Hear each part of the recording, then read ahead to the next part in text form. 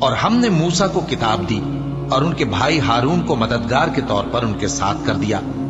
پھر ہم نے کہا کہ دونوں ان لوگوں کے پاس جاؤ جنہوں نے ہماری آیتوں کی تکذیب کی۔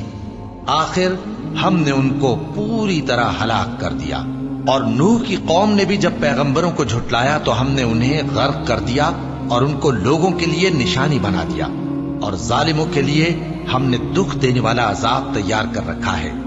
اور عاد اور سمود اور کنویں والوں اور ان کے درمیان اور بہت سی جماعتوں کو بھی ہلاک کر دیا، اور سب کے سمجھانے کے لیے ہم نے مثالیں بیان کی، اور نہ ماننے پر سب کو تہس نہس کر دیا۔ اور یہ کافر اس بستی پر بھی گزر چکے ہیں جس پر بری طرح کا مے برسایا گیا تھا، تو کیا یہ اس کو دیکھتے نہ ہوں گے؟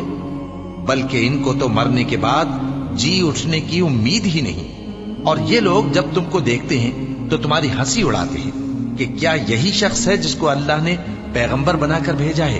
اگر ہم اپنے معبودوں کے بارے میں ثابت قدم نہ رہتے تو یہ ضرور ہم کو بہکا دیتا اور ان سے پھیر دیتا، اور یہ عنقریب معلوم کر لیں گے جب عذاب دیکھیں گے کہ سیدھے رستے سے کون بھٹکا ہوا ہے۔